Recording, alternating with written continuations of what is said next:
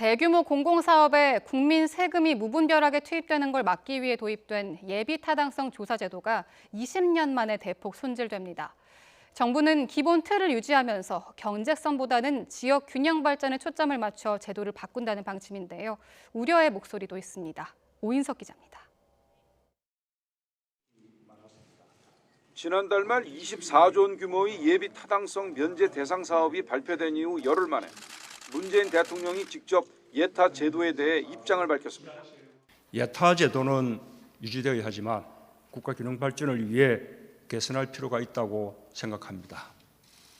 앞으로도 정부는 지자체와 협력하여 지역 전략 사업을 발굴하고 적극 지원할 것입니다. 앞서 정부도 예비 타당성 조사 제도 자체를 올 상반기 안에 개선하겠다고 공언해 놓은 상태입니다.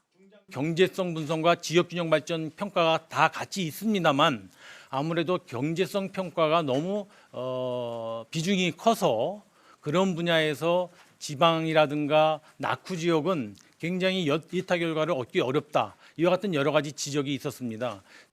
정부는 우선 낙후 지역 배려를 위한 지역 균형 발전 평가와 안전과 고용, 환경 문제 등 사회적 가치의 평가를 강화하는 방향으로 제도를 바꿀 방침입니다. 현재 SOC 사업은 경제성과 정책성, 지역 균형 발전 등 세 항목에 대한 종합평가로 예타가 이루어지는데 이 가운데 경제성 분석 비중이 가장 높습니다.